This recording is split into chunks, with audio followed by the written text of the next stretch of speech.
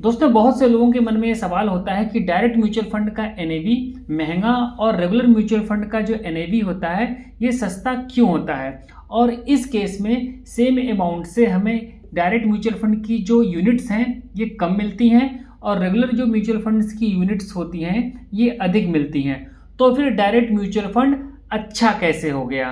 तो आज के वीडियो में हम लोग इस डाउट को कैलकुलेशन के द्वारा दूर करने का प्रयास करेंगे, तो वीडियो को एंड तक जरूर देखिएगा।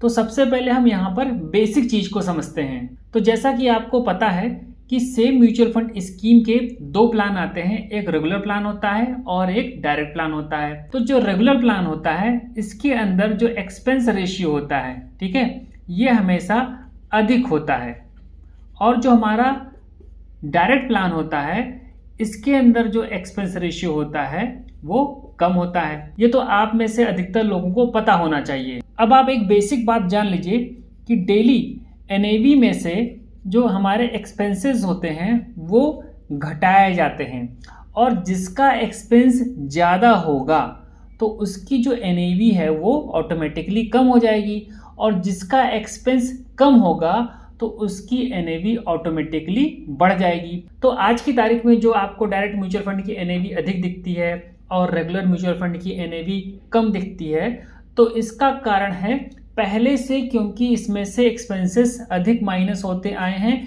इसीलिए इसकी एनएवी आपको कम नज़र आती है, और इसमें से एक्सपेंसेस कम माइनस हुए हैं इसीलिए आपको इसकी एनएवी अधिक दिखाई देती है।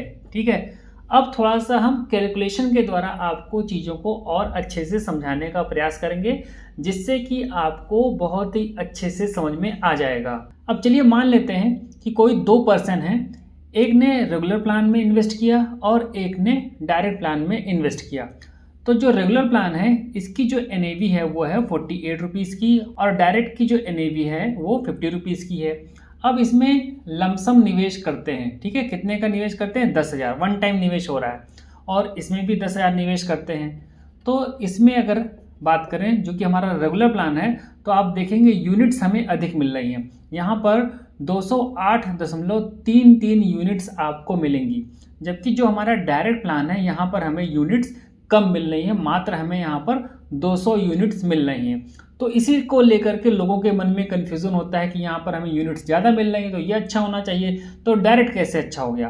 अब आपको अभी आगे समझ में आ जाएगा कि डायरेक्ट म्यूचुअल फंड प्लान किस तरीके से रेगुलर म्यूचुअल फंड प्लान से अच्छा है। अब अज्यूम करते हैं कि जो इस फंड का रिटर्न रहा है वो सेम रहा है, लेकिन रेगुलर में एक्सपेंस अधिक होने के कारण यहाँ पर हम मान लेते हैं कि अगले 10 सालों में हमें 11% का रिटर्न मिला, और डायरेक्ट स्कीम में 10 सालों के अंदर हमें 12% का रिटर्न मिला।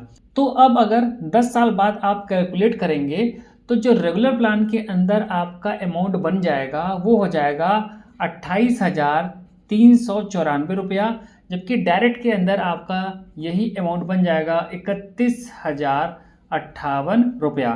तो यहाँ पर आपको एक अमाउंट में अंतर देखने को मिल रहा होगा, और ये अंतर हो रहा है 1% के कारण।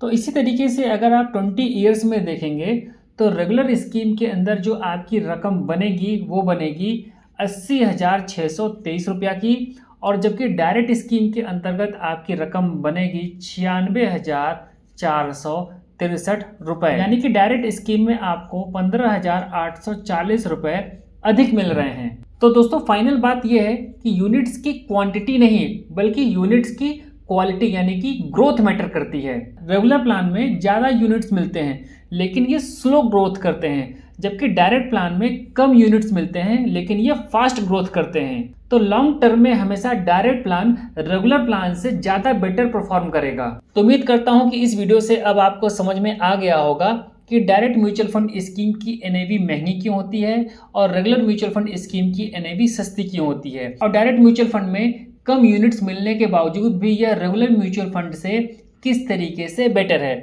तो इस वीडियो में इतना ही, मिलते हैं नेक्स्ट वीडियो में नई जानकारी के साथ, तब तक के लिए नमस्कार।